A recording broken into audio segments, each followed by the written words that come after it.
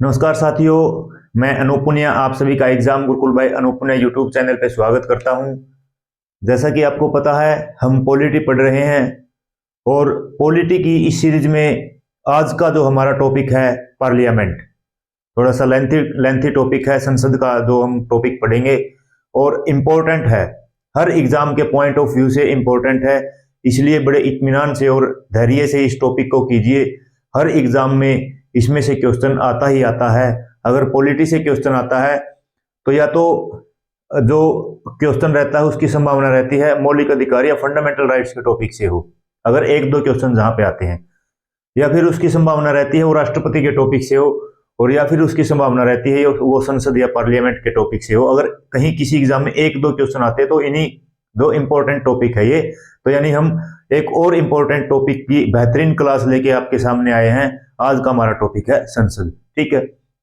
तो संसद है जो ये लेजिस्लेटिव ऑर्गन ऑफ मतलब यूनियन गवर्नमेंट है, legislative organ of union government. संसद क्या है, सबसे पहले देखें। संसद है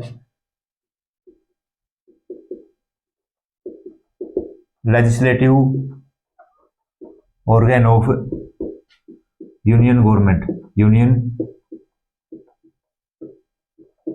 गवर्नमेंट, ठीक है।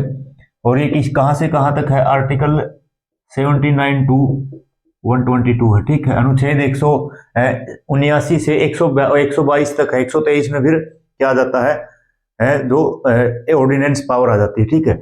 100 जो प्रेसिडेंट की, और 124 में फिर क्या आ जाता है, 124 में आ जाता है जो सुप्रीम कोर्ट है, ठीक है। तो जो पार्लियामेंट क्या है, legislative organ of union government, यानी संघ सरकार का, संघ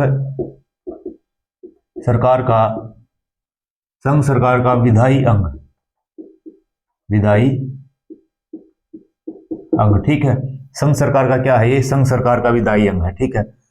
अब देखो, पहले देखते हैं विधायी का मतलब क्या है, अंग का मतलब, विधायी अंग का मतलब क्या है।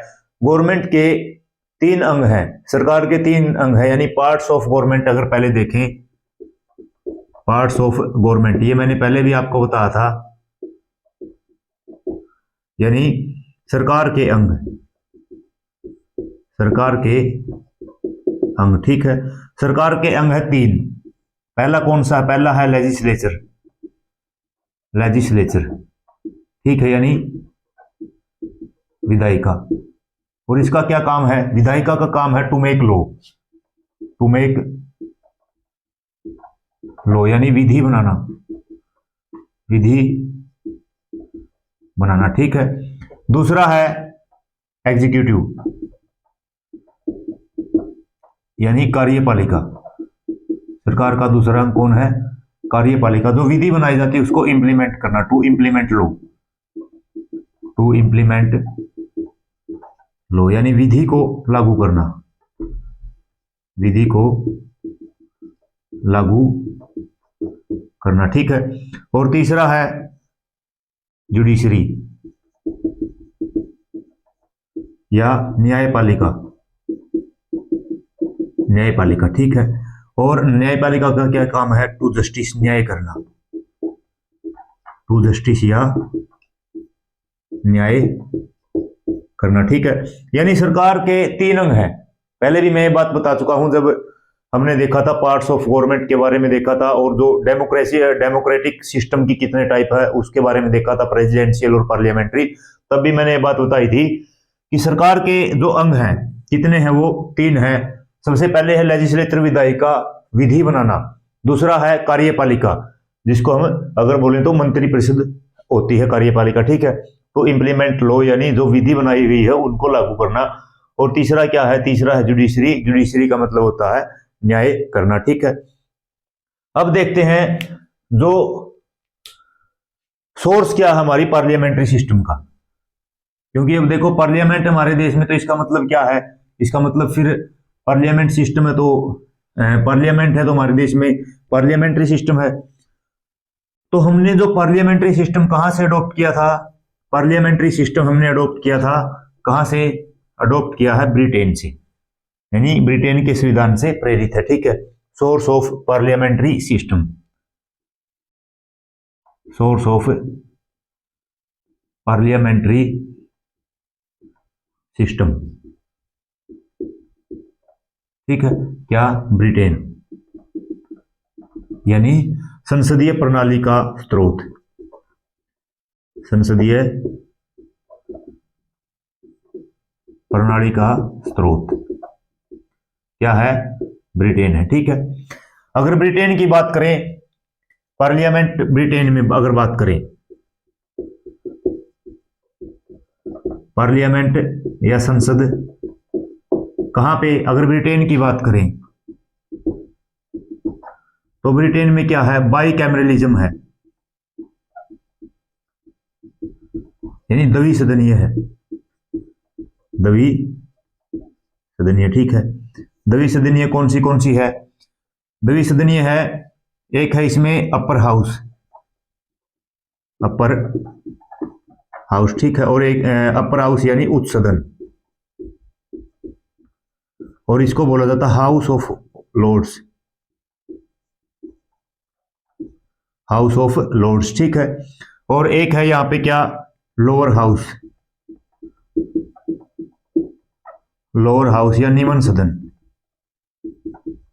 और इसको क्या बोला जाता है, इसको बोला जाता है House of Commons, house of Commons, ठीक है। तो यानी ये ब्रिटेन में देखा, क्योंकि हमने ब्रिटेन से क्या लिया है, पार्लियामेंट्री सिस्टम लिया है, और ब्रिटेन से पार्लियामेंट्री सिस्टम लिया है, तो इसका मतलब क्या है, तो फिर ब्रिटेन में भी क्या है, पार्लियामेंट है, और ब्रिटेन में पार्लियामेंट भी क्या है, द्विसदनीय है, एक अपर हाउस है, एक लोअर हाउस है। अपर हाउस को क्या बोला जाता है, जैसे ब्रिटेन में पार्लियामेंट को पार्लियामेंट बोला जाता है, लेकिन अगर जैसे अमेरिका की बात करें, अमेरिका में जो वहां की विधायी अंग है, ठीक है, पार्लियामेंट क्या विधायी अंग है, यानी जो लेजिस्लेचर ऑर्गन है वो, उसको क्या बोला जाता है, उसको बोला जाता है कांग्रेस। यूएसए में क्या बोला जाता है, यूएसए में बोला जाता है कांग्रेस, ठीक है। यूएसए की अगर बात करें, ठीक है, एक बार यहां पे नोट कर लेना, आप पता होना चाहिए। जो यूएसए है, यूएसए में क्या है, यहां पे अगर पार्लियामेंट है तो यूएसए में क्या है, यूएसए में है कांग्रेस, ठीक है। और ये भी क्या है, बाई कैमरलिज्म है, यानी द्विसदनीय है ये, ठीक है। यहां पे एक होता है अपर हाउस और एक होता है लोअर हाउस, ठीक है। अपर हाउस मतलब उच्च सदन और लोअर हाउस मतलब निम्न सदन। यहां पे यूएसए में जो अपर हाउस है इसको बोला जाता है यहां पे सीनेट, ठीक है। और जो लोअर हाउस उसको बोला जाता है House of representative, house of representative, ठीक है। और जो जैसे भारत में राष्ट्रपति संसद का एक अभिन्न अंग होता है, ठीक है, integral part of parliament, president is the integral part of parliament, ठीक है। लेकिन यहाँ पे यूएसए में जो प्रेसिडेंट है वो इंटीग्रल पार्ट नहीं होता, किसका, कांग्रेस का, क्योंकि पार्लियामेंट की जगह पे यहाँ पे क्या है, यहाँ पे अगर ब्रैकेट में लिखना तो लिख लेना पार्लियामेंट, ठीक है। पार्लियामेंट को क्या बोला जाता है, कांग्रेस।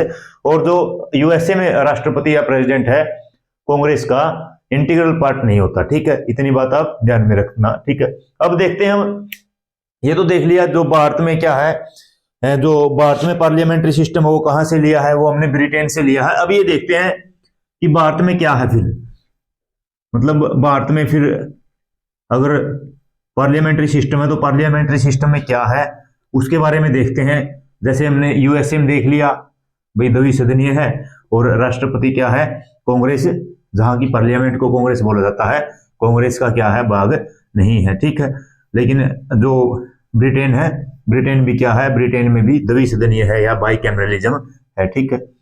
अब अगर इंडिया की बात करें तो इंडिया में क्या है, इंडिया में अगर बात करें, इंडिया, भारत में पार्लियामेंट, संसद, ठीक है, संसद, भारत में संसद भी क्या है, भारत की संसद भी बाई कैमरलिज्म है, क्या है, बाई कैमरलिज्म या द्विसदनीय, ठीक है, द्विसदनीय है। एक है अपर हाउस, भारत में भी अपर हाउस या उच्च सदन, और इसको क्या कहा जाता है? राज्यसभा। राज्यसभा या फिर क्या कहा जाता है? और council of state, council of states यानी राज्य परिषद, राज्य परिषद। ठीक है। और एक है लोअर हाउस। क्या है? लोअर हाउस या निम्न सदन। निम्न सदन को हमारे यहाँ पे क्या कहा जाता है? लोकसभा, लोकसभा। ठीक है। या फिर इसको और क्या कहा जाता है? इसको और कहा जाता है House of people, house of people भी कहा जाता है किसको? लोअर हाउस को, जिसको लोकसभा कहा जाता है। ठीक है, ये देख लिया। अब हम देखते हैं जो पार्लियामेंट है, पार्लियामेंट के हाउस तो दो हो गए, हाउस तो दो हो गए, लेकिन अगर इसके अंग की बात करें, ये बात भी मैं पहले डिस्कस कर चुका हूं कि पार्ट्स ऑफ पार्लियामेंट। ठीक है, parts of parliament, parts of parliament अगर देखें तो पार्ट्स ऑफ पार्लियामेंट 3 हैं, हाउसेज 2 हैं। अगर क्वेश्चन आता है संसद में कितने सदन हैं, यानी पार्लियामेंट में कितने हाउसेज हैं, तो कितने हाउस हो गए? एक लोकसभा, एक राज्यसभा। ठीक है। लेकिन अगर क्वेश्चन ये आ जाता है संसद में के कितने पार्ट हैं, या पार्लियामेंट के कितने अंग हैं, मतलब पार्लियामेंट के कितने पार्ट हैं, संसद के कितने अंग हैं, तो कितने हैं? 3। ठीक है। तो देखते हैं parts of parliament, parts of parliament यानी संसद के अंग, अंग आएगा तो 3। ठीक है, संसद के अंग कितने हैं? 3 पार्ट्स, 3 अंग हैं। अगर बात करें पहला कौन सा है? पहला है प्रेसिडेंट या राष्ट्रपति। क्या है? राष्ट्रपति। पूरा का पूरा टॉपिक पढ़ चुके हैं, आर्टिकल 52 में दिया है there shall be a president of India, Bharat का एक राष्ट्रपति होगा। ठीक है, पूरा पढ़ चुके हैं। तो राष्ट्रपति क्या है? राष्ट्रपति भी क्या है? अभिन्न अंग है संसद का। President is the integral part of parliament. ठीक है। उसके बाद अगला देखते हैं, अगला है राज्यसभा। क्या है? राज्यसभा।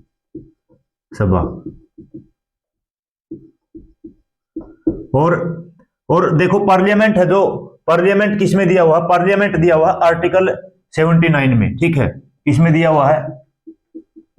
आर्टिकल 79 में। इसको भी आप नोट कर लेना, किसमें है? आर्टिकल 79 में। ठीक है। अब राज्यसभा किसमें है? राज्यसभा है आर्टिकल 80 में, 80 में, अनुच्छेद 80 में। ठीक है। और एक क्या है? तीसरा अंग क्या है? तीसरा अंग है लोकसभा, लोकसभा। ठीक है। और ये किसमें है? ये है आर्टिकल 81 में, 81 में। ठीक है। तो देखो 3 अंग हो गए पार्लियामेंट के। कौन से? एक तो राष्ट्रपति हो गया, एक राज्यसभा आर्टिकल 80 में, और लोकसभा आर्टिकल 81 में, और पार्लियामेंट किसमें है? 79 में। संसद का जो वर्ण किसमें मिलता है हमको? आर्टिकल 79 में मिलता है। ठीक है। अब देखो इनको कंपैरिजन करते हैं, इनको मतलब और क्या क्या कहा जाता है। सबसे पहले इसको कहा जाता है, एक पहला कहा जाता है इसको अपर हाउस, ऐसे ही लिख लेते हैं, अपर हाउस या उच्च सदन। ठीक है। अपर हाउस क्यों कहा जाता है? अपर हाउस इसलिए कहा जाता है, एक तो जो यहां पे इलेक्शन होता है वो हाई लेवल होता है। जैसे लोकसभा का क्या इलेक्शन निम्न स्तर से होता है, जनता के द्वारा चुने जाते हैं, लेकिन जो राज्यसभा के सदस्य होते हैं वो एमएलए के द्वारा निर्वाचित होते हैं। यानी इसको अपर हाउस क्यों कहा जाता है? तो जो इलेक्शन है यहाँ का, यहाँ पे क्या होता है? हाई लेवल पे होता है। ठीक है, यानी उच्च स्तर से होता है। ठीक है। और दूसरा इसको अपर हाउस क्यों कहा जाता है? यहाँ पे राज्यसभा में 12 members are nominated by president. 12 सदस्य जो राष्ट्रपति के द्वारा मनोनीत किए जाते हैं। ठीक है, 4 फील्ड से मनोनीत किए जाते हैं, वो भी आगे देखेंगे। तो यानी अपर हाउस में, इसलिए इसको अपर हाउस कहा जाता है। ठीक है। इसको लोअर हाउस क्यों कहा जाता है? क्योंकि निम्न स्तर से इसका इलेक्शन होता है, लोअर हाउस या निम्न सदन। ठीक है, लोअर हाउस या निम्न सदन कहा जाता है। ठीक है। उसके बाद देखो इसको कहा जाता है सेकंड चैम्बर, क्या कहा जाता है इसको? सेकंड चैम्बर या द्वितीय सदन, द्वितीय सदन। और इसको कहा जाता है फर्स्ट चैम्बर, फर्स्ट चैम्बर या प्रथम सदन, प्रथम सदन। ठीक है, इसको द्वितीय चैम्बर क्यों कहा जाता है? इसका जो चुनाव है वो अप्रत्यक्ष रूप से किया जाता है। ठीक है, जो जनता के द्वारा चुने गए एमएलए हैं वो एमएलए फिर क्या है, राज्यसभा के सदस्यों का चुनाव करते हैं, यानी अप्रत्यक्ष रूप से चुनाव हुआ लोकतंत्र में, तो इसलिए इसको बोला जाता है द्वितीय सदन। और यहाँ पे क्या है, यहाँ पे जो चुनाव है सीधा जनता के द्वारा किया जाता है, इसलिए इसको क्या बोला जाता है? इसको फर्स्ट चैम्बर बोला जाता है। ठीक है, उसके बाद अगला क्या है? अगला है जो राज्यसभा को बोला जाता है परमानेंट हाउस, परमानेंट हाउस या स्थायी सदन, स्थायी सदन। और लोकसभा को बोला जाता है टेम्परेरी हाउस या अस्थायी सदन,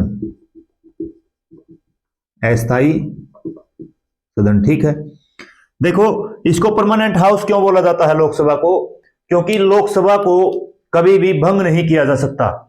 सॉरी, राज्यसभा को परमानेंट हाउस क्यों बोला जाता है? Because Rajya Sabha can not be dissolved by president, यानी राष्ट्रपति इसको भंग नहीं कर सकते। ठीक है, यानी कभी भी भंग नहीं होती राज्यसभा, इसलिए क्या है, इसको परमानेंट हाउस बोला जाता है। और टेम्परेरी हाउस अस्थायी सदन क्यों बोला जाता है लोकसभा को? क्योंकि वैसे तो लोकसभा का अगर सामान्यतः बात करें तो 5 साल का कार्यकाल होता है, लेकिन राष्ट्रपति क्या है, इसको बीच में भी भंग कर सकते हैं, इसलिए इसको क्या बोला जाता है? टेम्परेरी हाउस भी बोला जाता है। ठीक है, ये चीजें जो मैं आपको के सामने मतलब जो मौखिक रूप से बता रहा हूं, ये चीजें हम जब लोकसभा या राज्यसभा का अलग से टॉपिक पढ़ेंगे, बिल्कुल डिटेल से इनको पढ़ेंगे। आप धैर्य रखें और डिटेल से जब पढ़ेंगे सभी चीजों को फिर मैं एक्सप्लेन करके लिखवा भी दूंगा। ठीक है, एक बार मैं यहाँ पे बस इसको बता रहा हूं ताकि आपको याद करने में आसानी हो। ठीक है, उसके बाद क्या है, इसको जो राज्यसभा को बोला जाता है फेडरल हाउस, क्या बोला जाता है? फेडरल हाउस या संघीय सदन, संघीय सदन। ठीक है, और जो लोकसभा को बोला जाता है पॉपुलर हाउस। ठीक है, क्या बोला जाता है? पॉपुलर हाउस या लोकप्रिय सदन,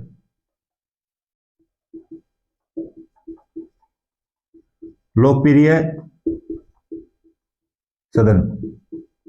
ठीक है, लोगों का प्रिय जो सदन है। ठीक है, फेडरल हाउस का मतलब क्या है? फेडरल का मतलब क्या है? फेडरल का मतलब होता है राज्यों का समूह है। ठीक है, तो फेडरल का मतलब क्या है? देखो, फेडरल का मतलब ये है जो राज्यों के एमएलए हैं उनके द्वारा राज्यसभा के सदस्यों का निर्वाचन किया जाता है। ठीक है, यानी राज्यों के जो एमएलए हैं उनके द्वारा राज्यसभा के सदस्यों का निर्वाचन किया जाता है। ठीक है, इसका मतलब क्या है? ये किसको रिप्रेजेंट करते हैं? जो राज्यसभा स्टेट्स को रिप्रेजेंट करते हैं। ठीक है, किसको रिप्रेजेंट करते हैं? स्टेट्स को रिप्रेजेंट करते हैं। और हर स्टेट में पॉपुलेशन के हिसाब से राज्यसभा की सीटें अलॉट होती है और वो फिर सारे जाके कहां पे?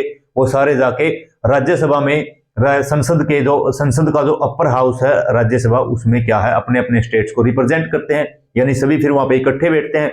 यानी इसका मतलब क्या है, जो राज्यसभा है वो फेडरल जो सिस्टम हमारा उसको भी क्या करता है? स्ट्रॉन्ग करता है। ठीक है, लोकसभा को पॉपुलर हाउस क्यों बोला जाता है?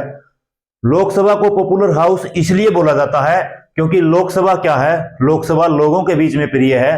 लोकसभा के बारे में हर भारत का नागरिक जानता है। और क्या है, लोकसभा के जो सदस्य हैं वो जो भारत के नागरिकों के द्वारा या लोगों के द्वारा क्या है प्रत्यक्ष रूप से चुनाव करवाए जाते हैं लोकसभा के। ठीक है, तो ये थे नाम अलग अलग से किसको क्या बोलते हैं। ठीक है, और राज्यसभा आर्टिकल 80 में है, लोकसभा आर्टिकल 81 में है, और जो संसद क्या है आर्टिकल 79 में। आप इसको ऐसे याद रख सकते हो, PRSLS। ठीक है, 79, 80, 81 क्वेश्चन पूछे जा चुके हैं आर्टिकल से संबंधित भी इनके। ठीक है, तो ये था क्या? Parts of parliament. अब हम देखेंगे जो composition of Rajya Sabha and composition of Lok Sabha. Rajya Sabha का गठन कैसे है, लोकसभा का गठन कैसे है, इनके बारे में हम अब देखते हैं। ठीक है, तो अब देख लेते हैं कंपोजिशन ऑफ, पहले देखेंगे कंपोजिशन ऑफ राज्यसभा, राज्यसभा का गठन कैसे है। ठीक है, और उसके बाद फिर देखेंगे कंपोजिशन ऑफ लोकसभा। आसान है, चीजें आप सभी चीजों से आप क्या है परिचित हो, क्योंकि आपको सभी को पता है कि अपने स्टेट में अपने स्टेट में लोकसभा सदस्य कौन कौन है, अपने स्टेट में राज्यसभा सदस्य कौन कौन है, सभी को पता है। ठीक है, तो यानी आप इन चीजों से परिचित हो। अगर थोड़ा सा भी कंफ्यूजन है तो आज आपका कंफ्यूजन क्या हो जाएगा, दूर हो जाएगा। ठीक है, तो सबसे पहले देखते हैं कंपोजिशन ऑफ राज्यसभा।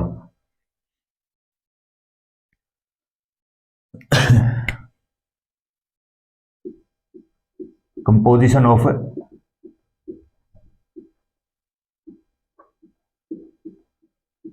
राज्यसभा। ठीक है, यानी राज्यसभा का गठन, राज्यसभा का गठन। ठीक है, देखते हैं राज्यसभा का गठन कैसे है। राज्यसभा का गठन देखते हैं। सबसे पहले देखेंगे हम कि जो हमारे संविधान में वर्णित मैक्सिमम सीट कितनी है, राज्यसभा में अधिकतम सीट कितनी है। ठीक है, अधिकतम सीट कितनी है ये देखते हैं। ठीक है, यानी सबसे पहले देखेंगे मैक्सिमम सीट, मैक्सिमम मेंबर्स कितने हो सकते हैं, या अधिकतम सदस्य,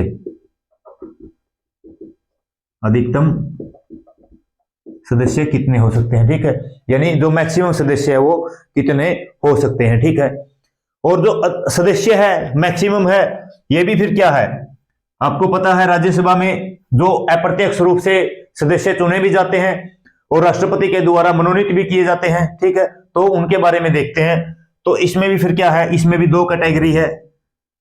पहले क्या है, पहले है इलेक्टेड मेंबर, इलेक्टेड मेंबर यानी निर्वाचित सदस्य, निर्वाचित सदस्य। ठीक है, और दूसरा है नॉमिनेटेड मेंबर,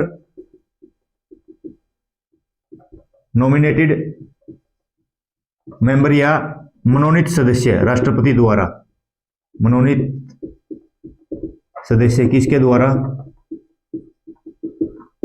राष्ट्रपति द्वारा, बाय प्रेसिडेंट। ठीक है, तो अगर बात करें मैक्सिमम, जो एक मिनट इसको ऐसे कर लेते हैं, पहले ये लिख लेते हैं जो मैक्सिमम कितने होंगे। ठीक है, मैक्सिमम कितने होंगे, तो हमारे जो संविधान में ये लिखा गया है राज्यसभा में 250 सदस्य मैक्सिमम हो सकते हैं। ठीक है, कितने, 250 मेंबर क्या हो सकते हैं, अधिकतम हो सकते हैं। ठीक है, अब इसमें से फिर क्या है, कुछ तो क्या होंगे इलेक्टेड होंगे और कुछ क्या होंगे, कुछ होंगे इसमें से, दोबारा ही लिख लेते हैं इसको थोड़ा सा आराम से, खुला खुला।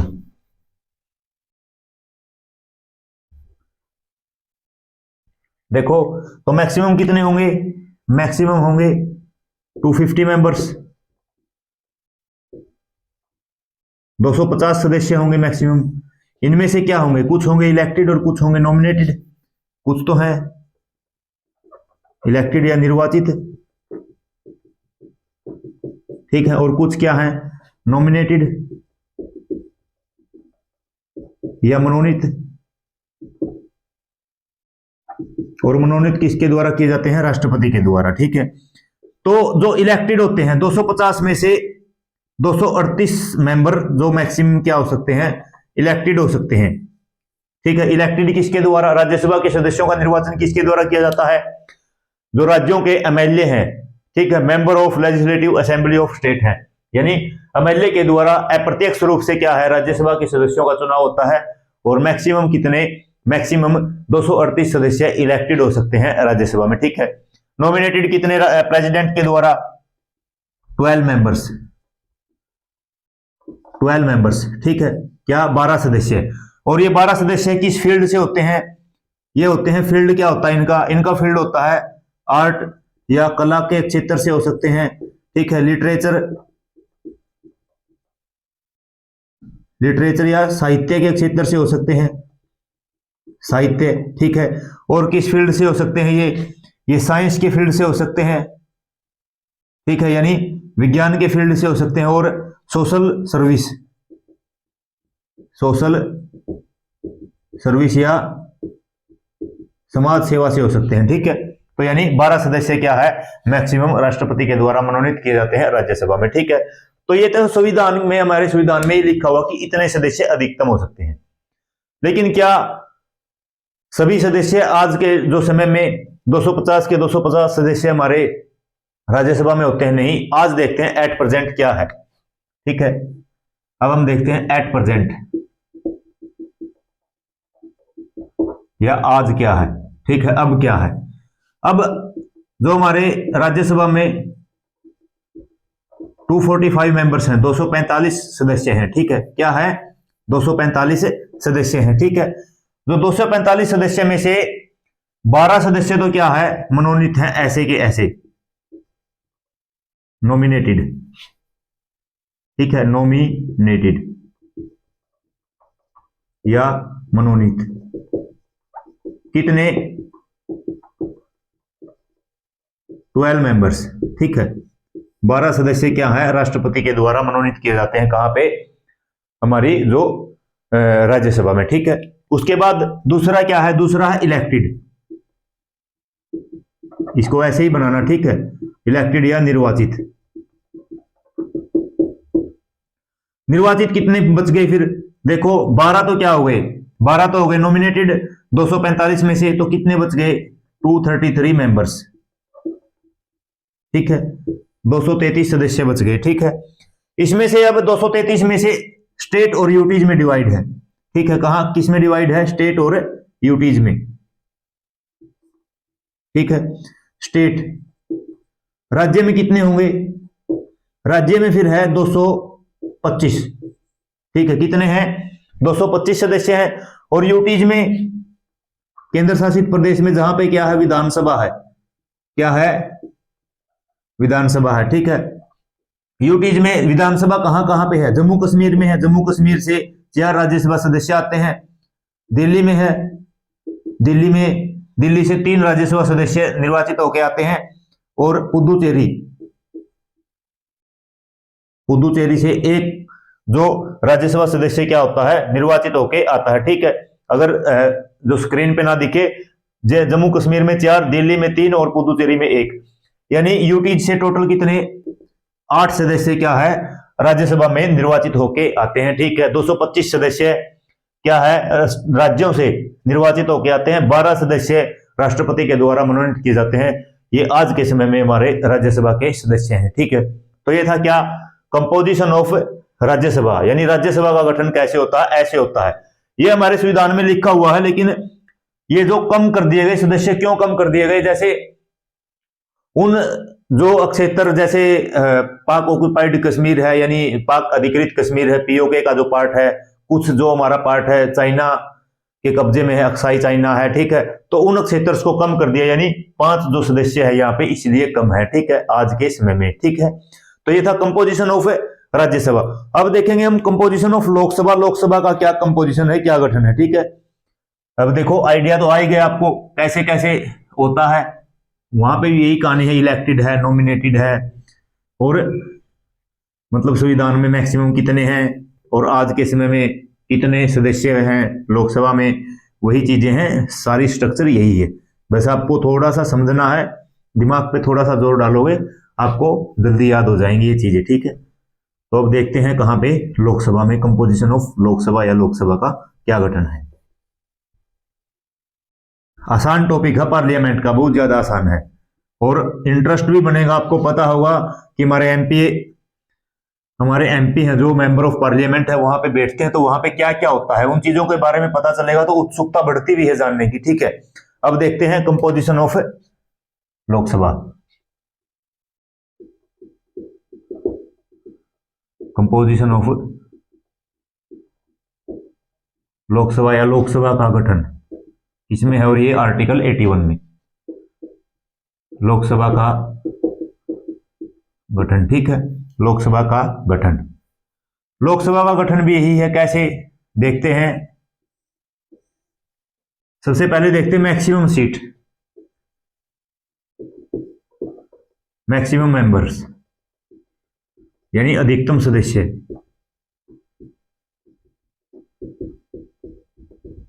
अधिकतम सदस्य। लोकसभा में जो अधिकतम सदस्य क्या है, कितने हो सकते हैं? अगर पहले की बात करें, अधिकतम सदस्य नहीं, हाँ, अधिकतम सदस्य इलेक्टेड और नॉमिनेटेड अलग अलग ले लेते हैं, यहां पे अलग अलग लेते हैं। इलेक्टेड यानी निर्वाचित और नॉमिनेटेड यानी मनोनीत। ठीक है, ये देखते हैं। तो सबसे पहले तो मनोनीत की कहानी देख लेते हैं। जो दो सदस्य, 2 मेंबर्स, एंग्लो इंडियन, एंगल भारतीय, ठीक है, एंगल भारतीय। राष्ट्रपति को अगर ये लगता था, जरूरी नहीं था कि भाई 2 सदस्य चुने जाएं, अगर राष्ट्रपति को ये लगता था कि जो एंग्लो इंडियन है लोकसभा में, जो उनका प्रतिनिधित्व क्या है, उनका प्रतिनिधित्व ठीक नहीं है, या जो एंगल भारतीय है उनकी संख्या लोकसभा में कम है, तो राष्ट्रपति के पास पावर थी कि वो 2 सदस्य को क्या कर सकते थे, मनोनीत कर सकते थे। जरूरी नहीं था, अगर चाहे तो कर सकते थे।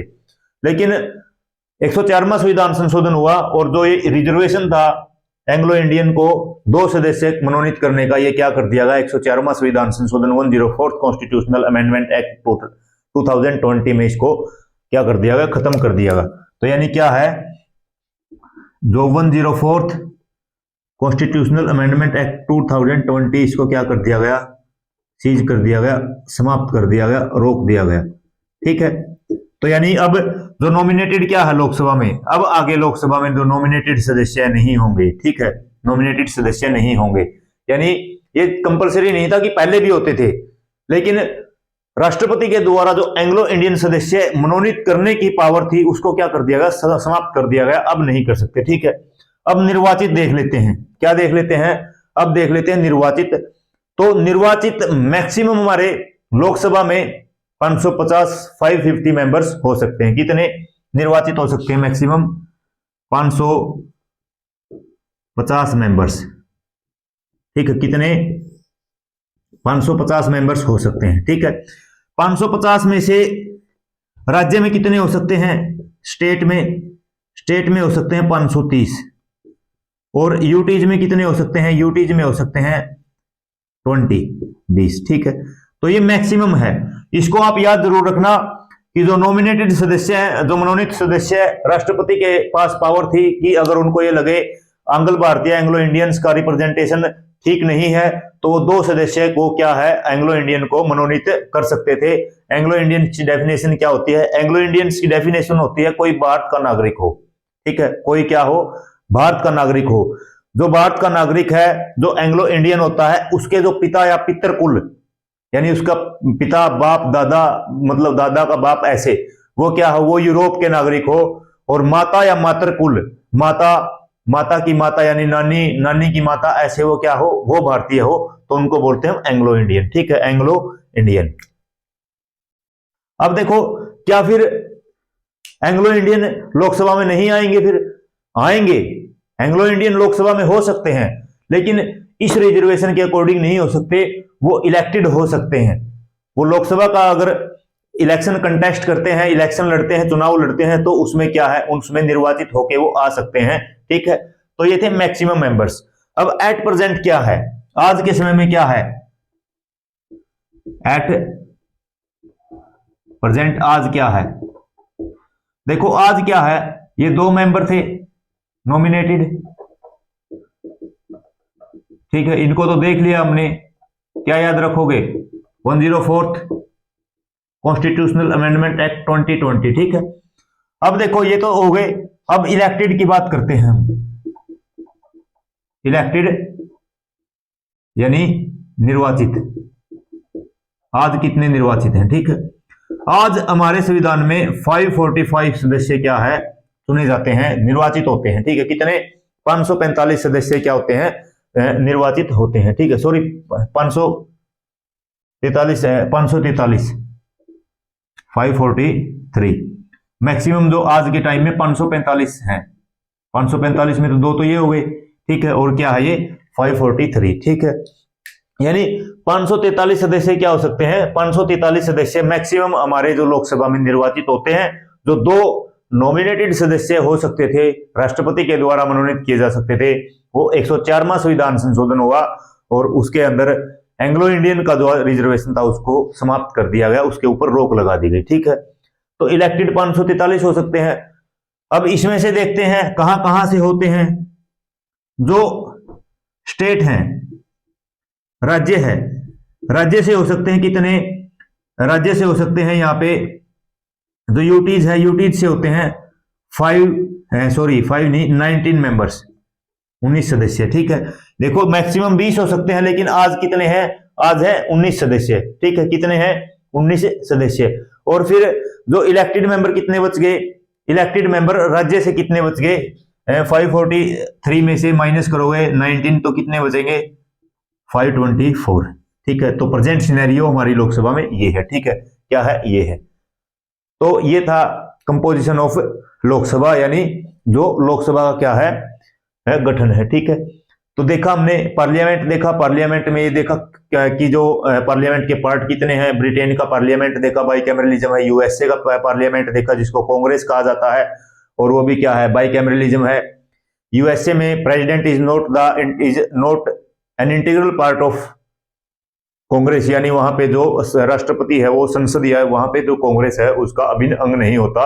लेकिन हमारे देश में president is the integral part of parliament, राष्ट्रपति संसद का अभिन्न अंग होता है। ठीक है, संसद के 3 अंग होते हैं, पार्लियामेंट 79 में दिया हुआ है।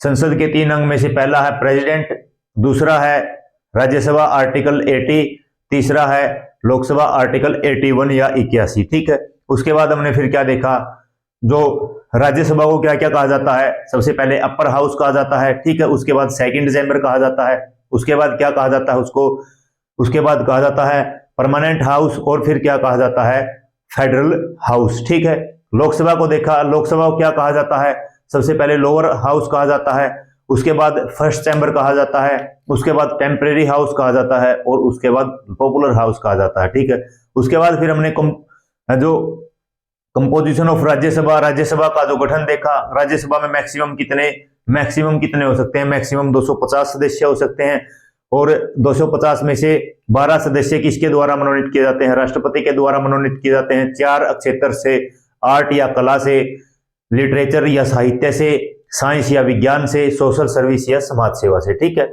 और 238 जो मैक्सिमम सदस्य क्या है, अप्रत्यक्ष रूप से राज्यों के एमएलए के द्वारा चुने जाते हैं। मैक्सिमम सीट के मतलब निर्वाचित सदस्य कितने हो सकते हैं, लोकसभा में हमारे संविधान में वर्णित है 238 यानी 238। आज का सिनेरियो क्या है राज्यसभा में, राज्यसभा में आज का सिनेरियो है 12 के 12 जो 12 सदस्य है वो तो ऐसे के ऐसे राज्यसभा में राष्ट्रपति के द्वारा मनोनीत किए जाते हैं, लेकिन जो इलेक्टेड मेंबर है वो 250 न होके 238 न होके कितने हैं, वो 238 न होके वो है 233। कितने हैं, 233 या 233 सदस्य। जो राज्यसभा में 233 सदस्य निर्वाचित होते हैं उनमें से 8 सदस्य यूटी या केंद्र शासित प्रदेश से आते हैं। जम्मू कश्मीर से 4 आते हैं, दिल्ली से 3 आते हैं और पुदुचेरी से 1। यानी जिन भी केंद्र शासित प्रदेशों में विधानसभा है वहां से क्या है, राज्यसभा के इलेक्टेड जो राज्यसभा के सदस्य चुन के आते हैं। एक बार फिर से रिपीट कर देता हूं, 8 सदस्य केंद्र शासित प्रदेश से चुन के आते हैं कहां, राज्यसभा में। जम्मू कश्मीर से 4, दिल्ली से 3 और जो पुदुचेरी है वहां से 1। उसके बाद 225 सदस्य हैं जो राज्यों से राज्यसभा में निर्वाचित होकर आते हैं। ठीक है, उसके बाद फिर देखा कंपोजिशन ऑफ लोकसभा आर्टिकल 81 में। कंपोजिशन ऑफ लोकसभा में क्या है, लोकसभा में मैक्सिमम सदस्य कितने हो सकते हैं, मैक्सिमम सदस्य 552 हो सकते थे। 2 सदस्य जो एंग्लो इंडियन है राष्ट्रपति के द्वारा मनोनीत किए जा सकते थे, लेकिन 104वां संविधान संशोधन हुआ और जो 2 एंग्लो इंडियन सदस्य का जो रिजर्वेशन था लोकसभा में उसको समाप्त कर दिया गया। तो यानी अब लोकसभा में कोई मनोनीत सदस्य नहीं होगा। ठीक है, तो मैक्सिमम कितने सदस्य निर्वाचित हो सकते थे लोकसभा में, हो सकते हैं हमारे संविधान में वर्णित है, तो कितने 550, जिसमें से 230 सदस्य राज्य से आएंगे और जो 20 मेंबर्स या 20 सदस्य यूटी से आएंगे। लेकिन आज क्या है, आज हमारे संविधान में मैक्सिमम 543 जो मेंबर्स है वो क्या है, वो इलेक्टेड है। ठीक है, 543 मेंबर्स क्या है, इलेक्टेड है, क्योंकि जो नॉमिनेटेड सदस्य है उनके रिजर्वेशन को के ऊपर रोक लगा दी गई। ठीक है, तो यानी इलेक्टेड सदस्य कितने हैं, मेंबर कितने हैं, 543 543, जिसमें से राज्य में से 524 सदस्य आएंगे और यूटीज में से 19 सदस्य आएंगे। ठीक है, तो आज की क्लास को हम इतना ही रखते हैं। इंपॉर्टेंट क्लास है। पार्लियामेंट जो संसद का टॉपिक है हर एग्जाम के पॉइंट ऑफ व्यू से बहुत ज्यादा इंपॉर्टेंट है।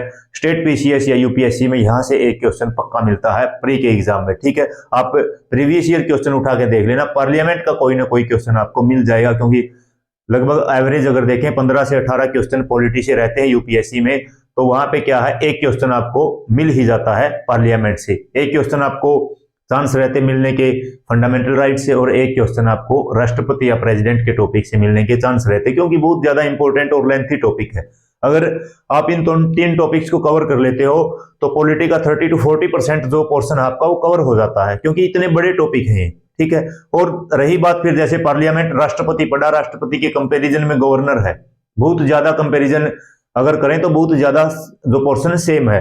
और जैसे संसद पढ़ते हैं, राज्यसभा लोकसभा, तो ऐसे ही राज्य में फिर भी राज्य विधानमंडल है, जहां पे विधानसभा और विधान परिषद है, तो वो भी सेम रहता है लगभग। तो यानी इसको करने के बाद आपका क्या है, फिर जो राज्य का पोर्शन है वो ऐसा पूरा कंप्लीट हो जाता है, लगभग थोड़ा सा पोर्शन बचता है, उसको हम कवर कर लेंगे। ठीक है, और अगर आप हमारे चैनल पे फर्स्ट टाइम विजिट कर रहे हो तो चैनल को सब्सक्राइब करना, लाइक करना, वीडियो को शेयर करना, और कमेंट में बताना आपको पार्लियामेंट की जो पहली क्लास है ये आपको कैसी लगी, और हमारी जो पॉलिटी की सीरीज चली हुई है उसके बारे में आपकी क्या राय है।